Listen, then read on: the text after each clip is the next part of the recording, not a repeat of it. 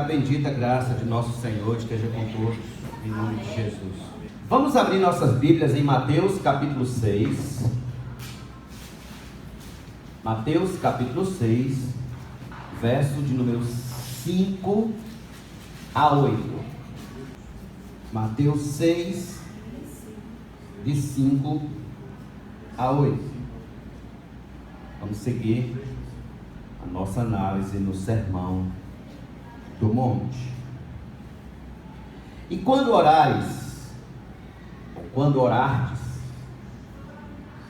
não sereis como os hipócritas, porque gostam de orar em pé nas sinagogas e nos cantos das praças, para serem vistos dos homens.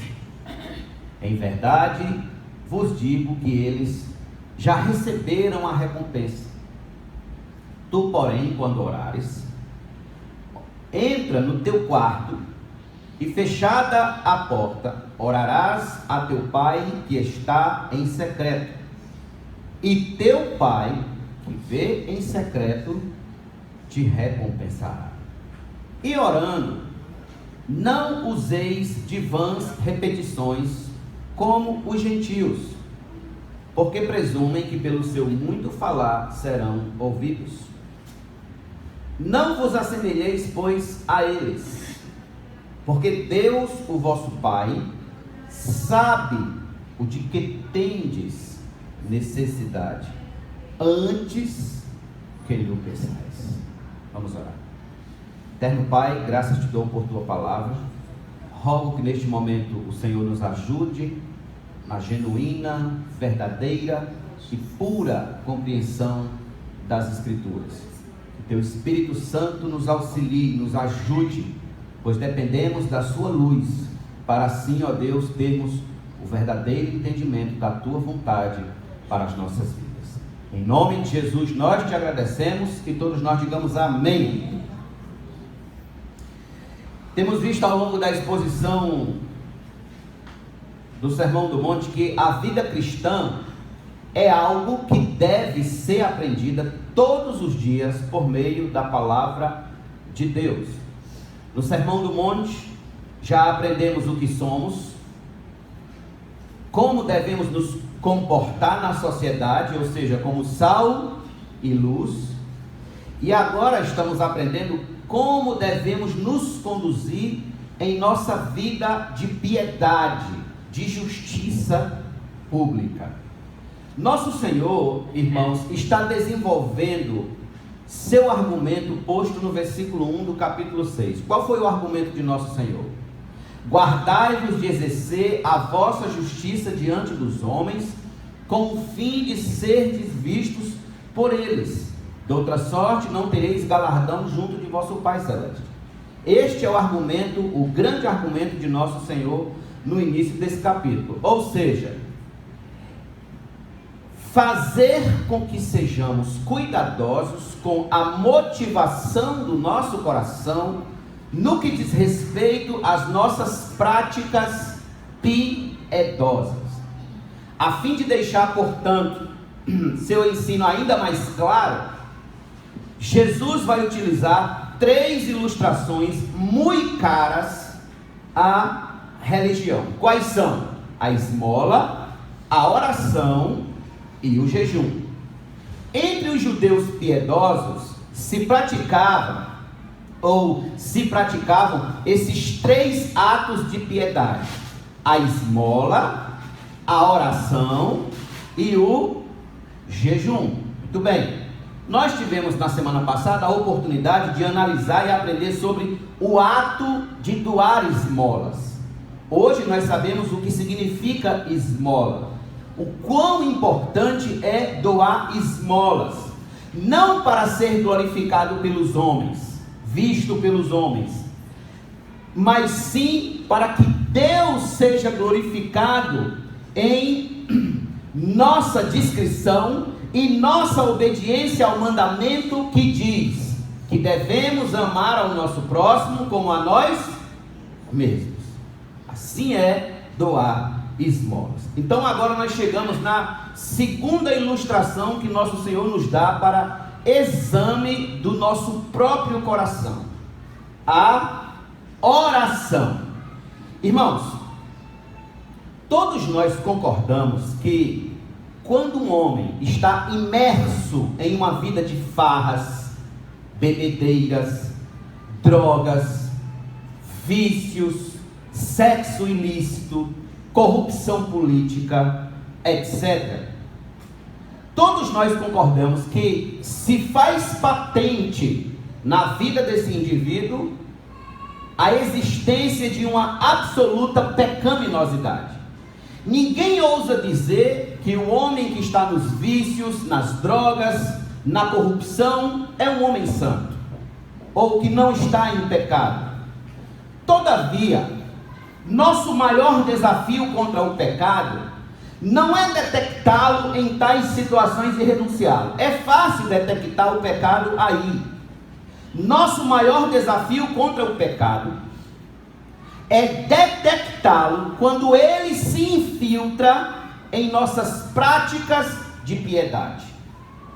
Por exemplo, deixe-me perguntar: que juízo nós fazemos de um homem de joelhos dobrado em oração?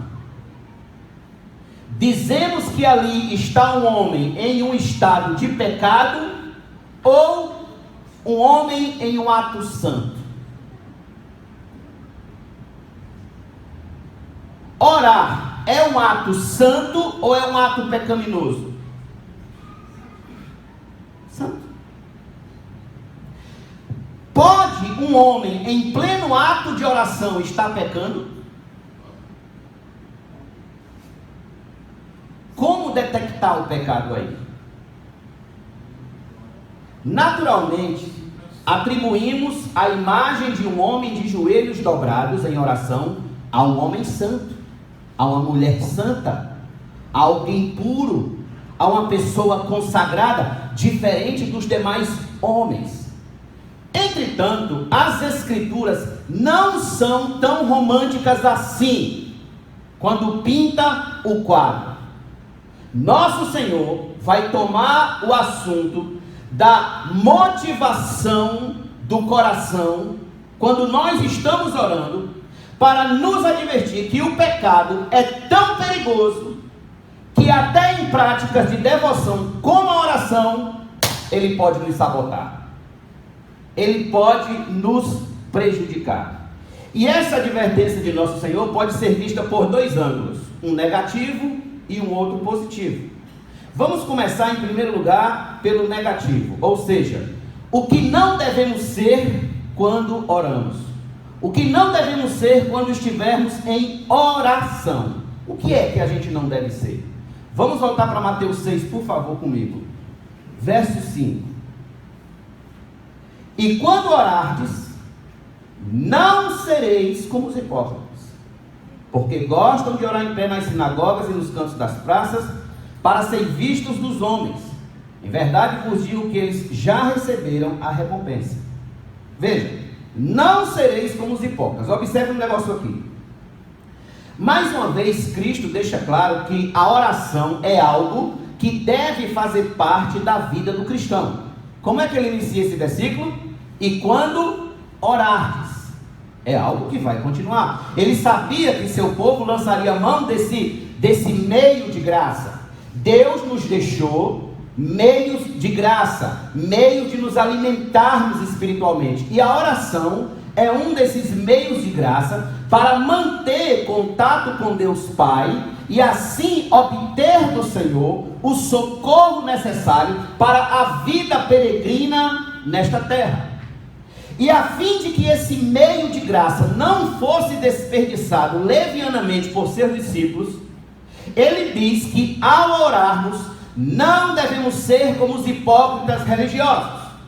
Quem são os hipócritas religiosos? Os hipócritas religiosos são aqueles que usam dos meios de piedade para auferir, para ganhar qualquer lucro que não seja a glória de Deus. Eis aí um hipócrita. Isso era típico de quem? Isso era típico dos escribas e dos fariseus. Quando chegava a hora da oração, lá em Jerusalém, e as trombetas do templo soavam, avisando da reunião de oração, eles saíam correndo para orar, e mostrando que não podiam se conter de tanta espiritualidade, eles começavam a parar nas praças e nas esquinas para fazerem orações públicas, e então começavam a orar, sendo que o que eles queriam, na verdade, não era aproveitar cada minuto de estar na presença de Deus, mas sim de serem vistos pelos homens orando. Era isso que eles queriam. Então eles paravam nas ruas, nas esquinas, nas praças, e começava todo aquele teatro de oração, todo aquele auê de oração, a fim de quê? De serem glorificados pelos homens. Surge a pergunta: por que os escribas e os fariseus oravam dessa forma? Por que eles oravam nas ruas, nas praças, nas sinagogas, só com o fim de serem vistos pelos homens? Por quê? E Jesus responde. Veja o versículo de número 5 comigo, por favor. Quando orardes, não sereis como os hipócritas. Agora veja, porque gostam. Eles gostam de orar, pastor? Não. Eles gostam de orar para serem vistos pelos homens. Grife isso aí. Porque gostam. Veja, eles gostavam disso. Gostavam do teatro, gostavam das luzes, gostavam do palco, gostavam dos aplausos, gostavam de tudo isso. O que é que identifica um hipócrita? O que revela um hipócrita é que ele gosta de certas coisas que o denuncia como hipócrita. Ser visto pelos homens é, por exemplo, uma delas. Assim eram identificados os escribas e fariseus, porque eles gostavam de serem vistos pelos homens, aplaudidos, louvados, glorificados. Irmãos, aquilo que nós gostamos fala muito do que somos. Aquilo que a gente gosta fala muito daquilo que a gente é. Isso aí é básico. Jesus foi enfático em dizer: não sereis como os hipócritas. Esse é o ângulo negativo. Nós não devemos ser como os hipócritas. Aqui não é uma mera questão de não fazer. Ah, eu não faço. Não. Aqui é uma questão de não ser. É uma questão de dentro para fora, não é de fora para dentro. Então, não se iluda. Vou repetir isso aqui. Não se iluda. Nosso coração gosta de ser visto, glorificado, aplaudido pelos homens. Faz parte de nossa composição desde a queda de Adão. O farisaísmo religioso não está morto, disse John Stott, e eu concordo plenamente com ele. Há um perigo, meus amados, muito sutil de cairmos na hipocrisia dos fariseus. Quando? Quando as motivações do nosso coração tão somente são a de sermos glorificados pelos homens, quando eles nos veem orando em público, quando eles nos encontram orando em público. Por quê? Por que há esse perigo de cair no mesmo pecado dos fariseus? Por quê, pastor? E eu respondo: porque nós gostamos também. Porque gostamos. É da nossa natureza caída tentar roubar a glória de Deus para nós, aquilo que é devido a Deus. Então, assim como fazer doações de esmolas pode nos levar ao desejo de ser vistos pelos homens, orar em público, pregar, cantar, fazer qualquer ato de piedade em público, também pode nos levar a esse vil desejo de ser glorificado pelos homens. Muitos são aqueles que, quando estão orando em público, mudam o tom de voz. Já percebeu? Você fala com uma pessoa é normal, mas quando ele pega o microfone, a voz muda. Ou usam de jargões evangélicos. Levante sua mão, receba. Ou então cuidam de falar palavras difíceis quando estão orando, um português bem rebuscado, bem difícil. Ou então começam a chorar e a gritar e a pular e a sapatear. Para quê? Somente para uma coisa: para chamar a atenção do quanto eles oram bem, do quanto eles são piedosos, são consagrados. Tudo que eles buscam é serem vistos pelos homens como santos homens de oração. Eles não estão preocupados com a glória de Deus, não estão preocupados com o fato de que estão na presença de Deus. Não, absolutamente não. Tudo que eles querem é fama religiosa, tudo que eles querem é glória humana, é aplausos humanos, admiração. Nossa, que homem para orar bonito, que mulher para orar bonito, fervoroso. É isso que eles querem ouvir. Só isso. Diga isso para ele e ele já vai estar satisfeito. Quer nem saber se a oração vai ser respondida por Deus. Pergunta é: por que eles fazem isso? Isso não faz deles hipócritas? Por que buscam likes nas orações que fazem? Porque hoje em dia virou moda fazer lives. Sabe o que é live, né? Aqueles vídeos ao vivo, aquelas transmissões ao vivo no Facebook e no YouTube. Por que virou moda fazer live de oração, de revelação em nossos dias, nas redes sociais? Por quê? E eu respondo a vocês: porque gostam de serem vistos pelos homens. Tem a mesma essência do farisaísmo, porque gostam. Está aí no texto, versículo 5, porque gostam. Ouça, se você gosta de ser admirado pelos outros como um homem de oração, um homem que ora bonito, um homem que prega bonito, um homem que ora fervorosamente, que ora com espiritualidade, se você busca ser uma mulher reconhecida pelos outros como uma mulher de oração, a irmã da oração, a irmã da revelação, saiba, você é um hipócrita e uma hipócrita. Assim eram os fariseus, assim eram os falsos religiosos. E nosso Senhor disse que por serem assim, já receberam a sua plena recompensa. Plena, está escrito na tradução NVI. Plena recompensa, não tem mais nada para receber. Não há mais nada para receber da parte de Deus. Por quê? Porque o que eles buscavam já receberam. O que era? Ser glorificado pelos homens, ser louvados pelos homens. Pergunto: você já parou para pensar por que algumas orações que fazemos em público não são respondidas?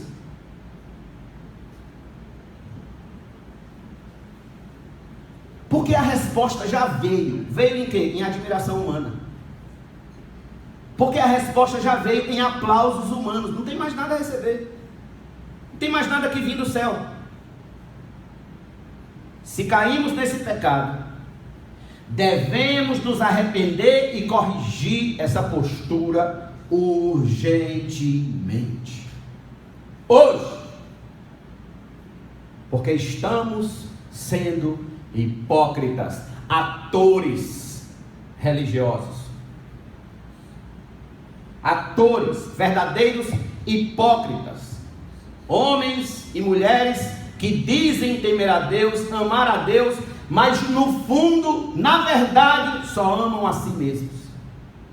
Só buscam a sua própria glória, serem vistos pelos homens. Quem não gosta de elogios? Quem não gosta de elogios? Não é isso que a psicologia diz? O homem é pelo que vê e a mulher pelo que ouve. Por quê? Porque a mulher gosta de elogio. Então, quais são as táticas de se conquistar uma pessoa elogiando. Você não vai começar trazendo à tona os defeitos daquela pessoa, você vai começar a elogiar as virtudes daquela pessoa. Não é isso? Muito bem, porque nós gostamos de elogios, nós gostamos de ser elogiados. Por isso que quando,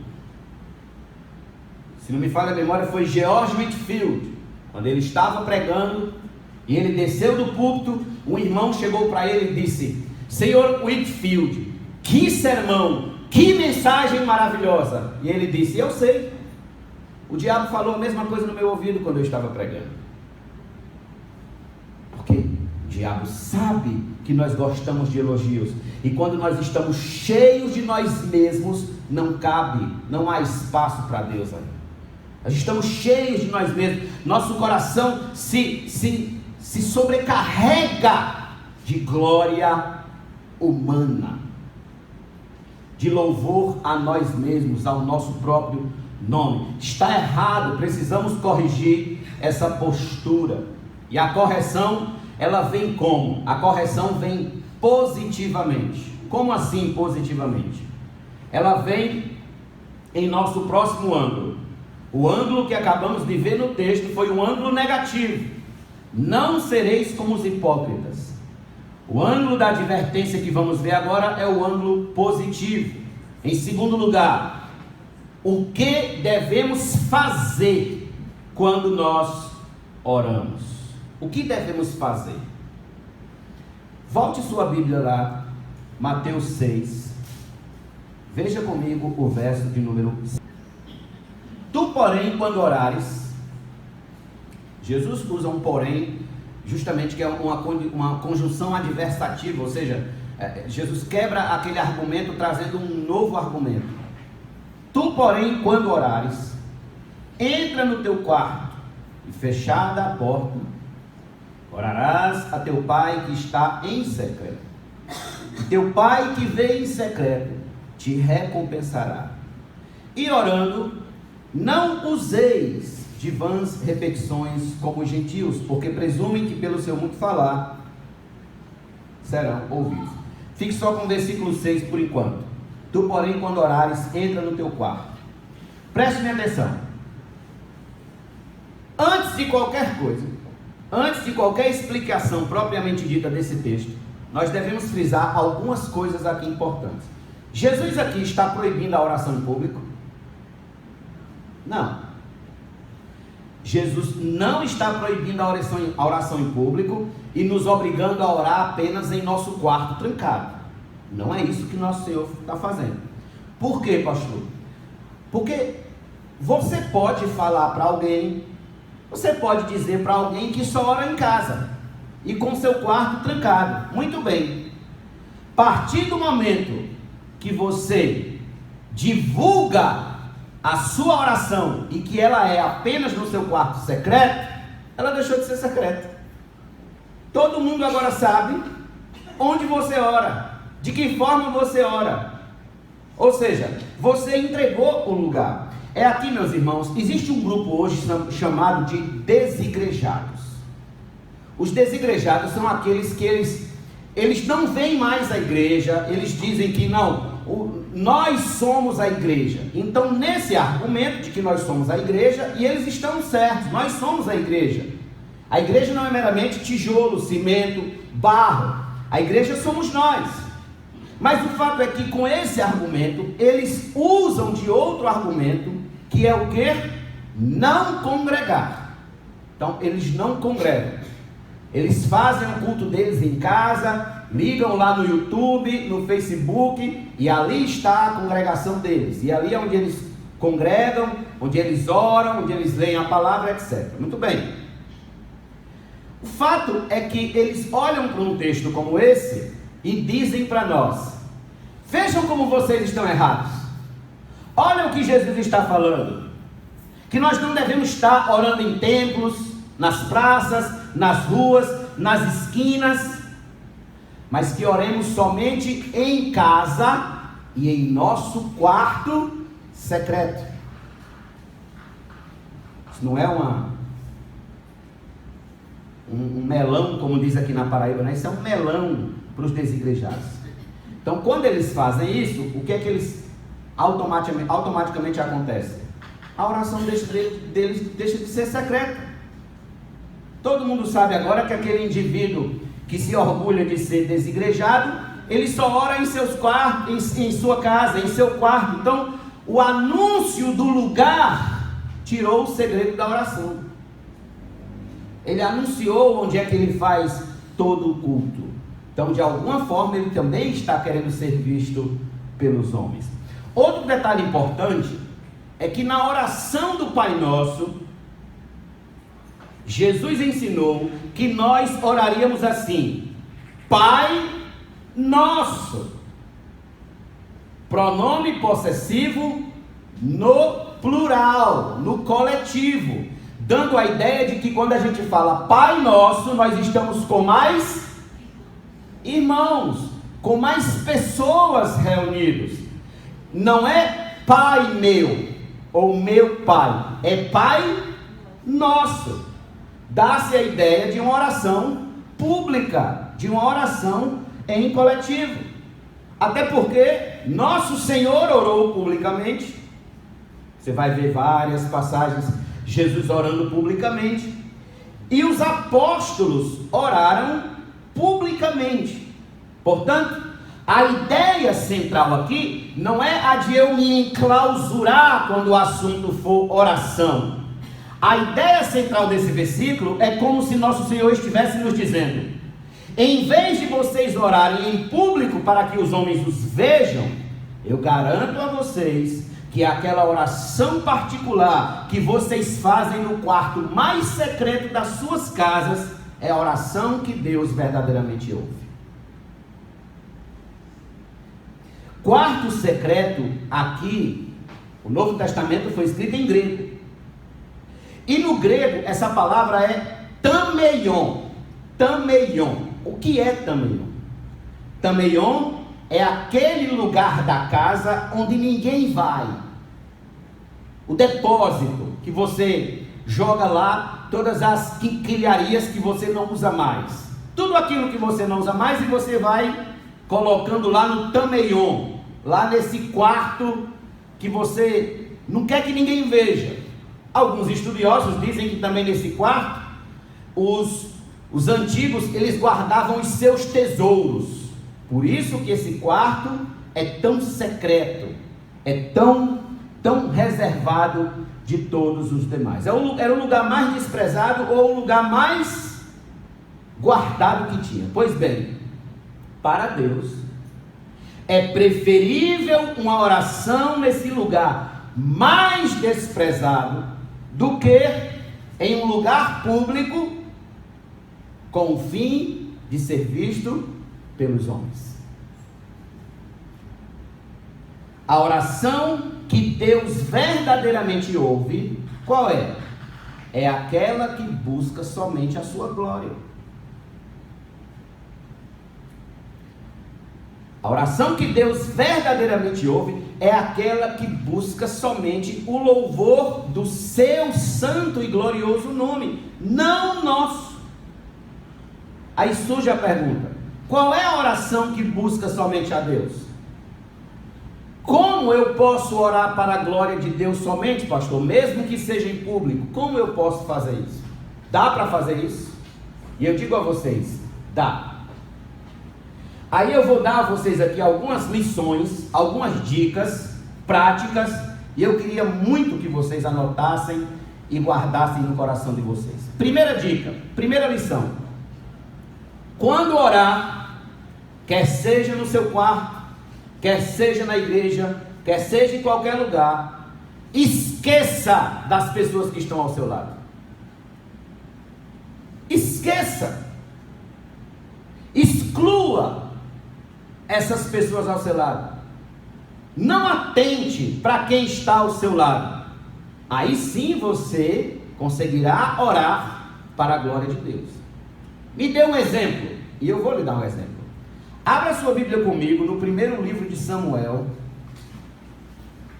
Primeiro livro de Samuel, texto conhecidíssimo. Nós vamos ler dos versos 17, versos 12 a 17. A oração e o voto de Ana.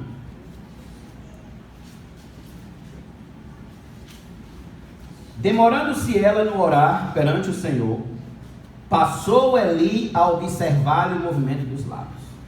Porquanto Ana só no coração falava, seus lábios se moviam, porém não se lhe ouvia voz nenhuma. Por isso Eli a teve por embriagada. E lhe disse: até quando estarás tu embriagada? Aparta-te desse vinho. Porém Ana respondeu: não, Senhor meu, eu sou mulher atribulada de espírito. Não bebi nem vinho nem bebida forte, porém venho derramando a minha alma perante o Senhor. Olha de quem ela estava, perante quem ela estava derramando a sua alma.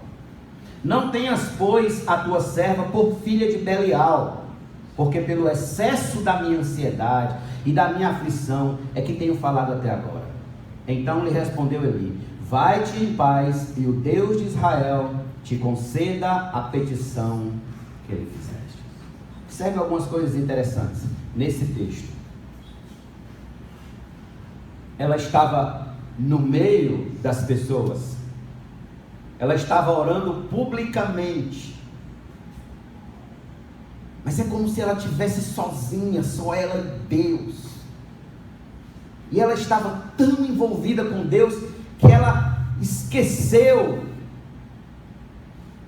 de parar no momento de parar, e ela continuou, e aquilo chamou a atenção do sacerdote, chamou a atenção daquele líder, ao ponto de tomá-la por embriagada.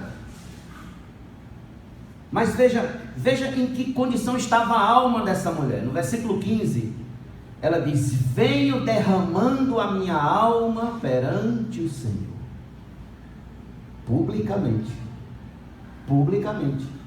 Ela esqueceu de quem estava ao seu lado.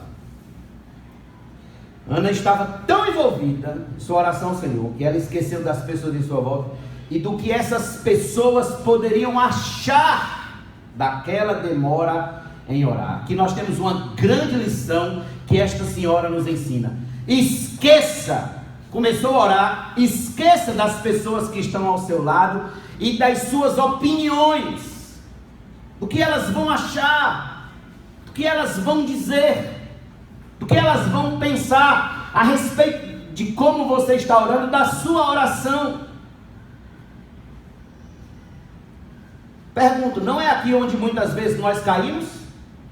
Quando nós não caímos no extremo, estamos caindo em outro extremo. Como assim? Quando não estamos elaborando orações fervorosas, com um português rebuscado, sofisticado, sapateando, pulando dessa altura, estamos no outro extremo, não fazendo oração nenhuma, preocupados em errar o português, preocupados em não falar as palavras corretamente, preocupados com a opinião alheia, do que acham de nós quando oramos, e assim nós permanecemos com medo das opiniões alheias.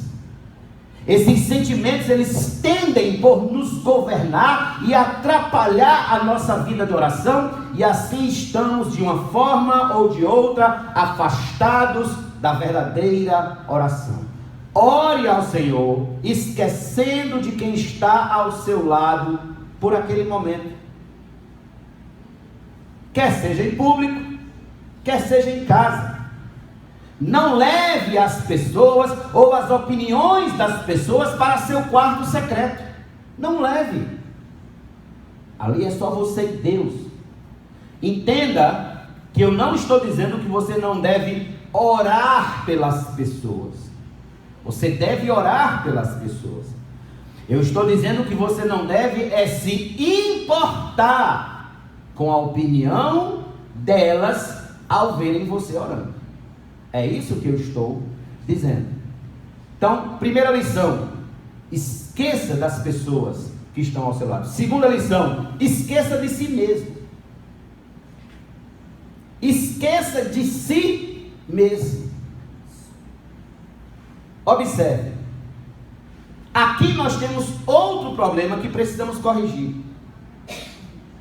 É que damos muita atenção, muita importância a nós mesmos e tendemos por orar distraidamente, pensando mais em nossos problemas, no emprego, em casa, naquele a fazer, naquela situação, que nossa oração acaba caindo no vazio. Quantos de nós não começam a oração e 1 minuto e meio depois vai estar nós pensando no trabalho, pensando em casa, pensando na faculdade, pensando no filho, pensando na filha, pensando nisso, pensando naquilo outro? Jesus disse que o fariseu orava de si para si mesmo. Porque dá. Se Jesus disse que ele orava de si para si mesmo, é porque dá. Dá para orar de si para si mesmo. E isso é um erro. Pergunto, não é assim que muitas vezes estamos, meus irmãos? Muitas vezes estamos orando e pensando como resolver certas dificuldades. Então, ao orar, esqueça dos outros e depois de si mesmo. Esqueça de si mesmo. Esqueça. Esqueça de ficar conversando com você mesmo e seus pensamentos. De ficar dialogando com você mesmo e seus pensamentos. Converse com Deus. Com Deus. Com o Senhor. Somente. E isso nos leva à nossa próxima lição. Quando orar, em terceiro lugar, quando orar, aperceba-se de que você está na presença de Deus. Vou repetir isso aqui. Ao orar, aperceba-se, entenda que você está na presença de Deus. Vamos voltar para Mateus 6. Volte para Mateus 6 comigo, por favor. Versículo de número 6. Tu, porém, quando orares, entra no teu quarto e fechada a porta, orarás a teu Pai, que está em secreto. E teu Pai, que vê em secreto, te recompensará. Veja, a teu Pai, que está em secreto. Aqui está o segredo da oração bem-sucedida.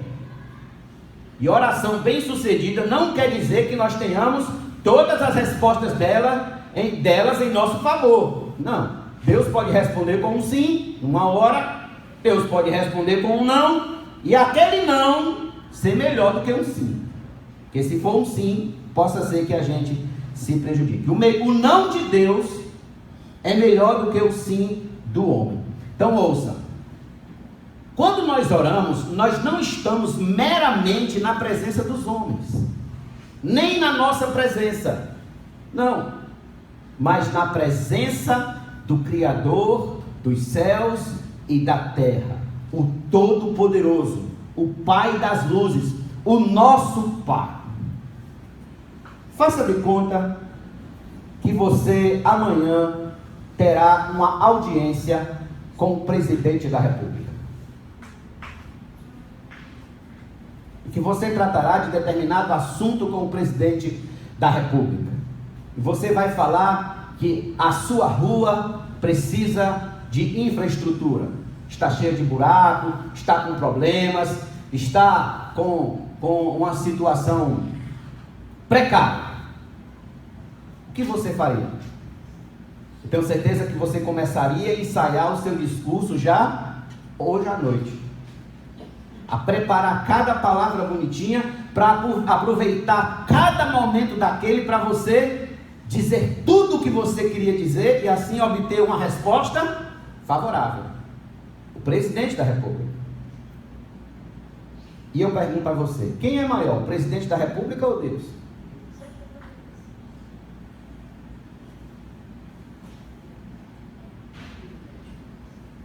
Quem é maior, o presidente da República ou o juiz, o desembargador, com quem a gente muitas vezes despacha? Ou o deputado, ou o político, ou seja lá quem for, quem é maior? Então quem é maior que todas essas pessoas? Deus? Então se Deus é maior que todos eles, Por que que nós teimamos em entrar de forma distraída, desapercebida, irreverente na presença dele?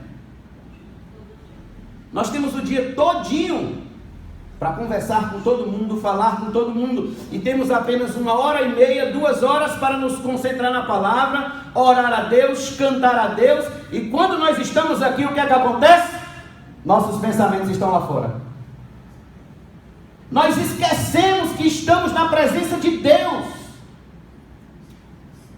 que Deus está nos vendo, está nos assistindo, que ouvir a palavra, receber a palavra também é culto, também é adoração. E assim nós tratamos o Todo-Poderoso como se fosse um ser qualquer, menos que um presidente da república, menos que um juiz, menos que qualquer outro ser. Então, meus irmãos, mais uma vez, Cristo nos mostra que somente os cristãos, aqueles que nasceram de novo, novas criaturas, são os que podem falar com Deus Pai. Nós bem sabemos, por meio das Escrituras, que Ele só é Pai daqueles que receberam e confessaram a Cristo como Senhor e Salvador. João 1,12. Por isso que Jesus diz: quando orares a teu Pai. Pai. Deus não é pai de qualquer um. Deus é seu Pai. Você vai estar falando com o seu Pai. O cristão, e somente o cristão, é alguém que tem o privilégio de falar a Deus como seu Pai, de conversar com Deus como seu Pai, de entrar no Santo dos Santos e falar com o seu Pai. É na presença do seu Pai que você está quando você inicia a sua oração, quer seja em público, quer seja lá no seu quarto, quando você ergue a voz, é a seu Pai que você está falando. Pergunto: você é filho de Deus? Já se tornou filho de Deus? Então lembre-se disso. Sempre quando você ora, é na presença, não na presença do homem mais importante desta terra que você fala, mas na presença de Deus, do ser mais importante do universo. Não importa se é no quarto trancado, na sala de estar, no intervalo do trabalho, ao caminhar nos corredores da faculdade, no caminho para a igreja ou na própria igreja. Ao orar, lembre-se sempre: você está na presença daquele que tudo vê e que tudo ouve. Lembre-se. Então, antes de dizer qualquer palavra de oração, antes de você abrir sua boca para orar, olhe para dentro de você e diga: opa, espera aí, eu estou agora entrando na presença do Deus Todo-Poderoso. Estou no Santo dos Santos, falando com o meu Pai, falando com o Senhor. Então falarei com toda reverência, como um filho fala ao pai, com intimidade, mas com respeito, com reverência. E quando você se aperceber de que você está na presença de Deus, Jesus nos recomenda algumas coisinhas a mais. O que é que Jesus nos recomenda? Vamos voltar para Mateus 6, por favor. Olha o que Jesus nos recomenda. Versículo 7. E orando, não useis de vãs repetições como gentios, porque presumem que pelo seu muito falar serão ouvidos. Não vos assemelheis, pois, a eles, porque Deus, o vosso Pai, sabe o de que tendes necessidade antes que lhe o peçais. Jesus sai da figura do fariseu e ele passa então a denunciar agora a postura dos gentios, quando oram e usam de vãs repetições, acreditando que pelo seu muito falar, pela sua muita verbosidade, eles serão ouvidos. 1000 vezes não. Aqui fica denunciado logo de cara o erro do catolicismo romano em suas ladainhas pelo rosário, em repetir inúmeras vezes a mesma a mesma coisa, como se Deus fosse um retardado sem memória. Também cai por terra aqui os mantras hindus, os mantras que dizem que, repetindo muito as mesmas palavras, os deuses nos ouvirão. Deus Pai, Ele sabe de nossas necessidades, até mesmo antes que nós venhamos pedir a Ele. Não há necessidade de vãs repetições, como quem empurra ficha numa máquina quebrada. Não! Deus é Pai. E como Pai, Ele se deleita em estar ouvindo a nossa oração. O nosso contato com Ele, Deus se deleita nisso. É aqui, irmãos, onde tratamos do que podemos chamar de confiança. Você confia? Quando você ora a Deus, você confia? Você confia realmente que você está na presença de Deus? Você confia realmente de que Deus está presente? De que Deus lhe ouve? Você confia? É verdade de sua parte? Então, ao entrar em oração, devemos confiar que estamos falando com nosso Pai, e que Ele quer o nosso bem, e que em suas mãos repousam toda sorte de bênçãos para seus filhos. Irmãos, muito das nossas ansiedades, angústias, aperreios, sufocos, desesperos se dão tão somente porque somos gente de pouca oração. Somos pessoas de pouca oração.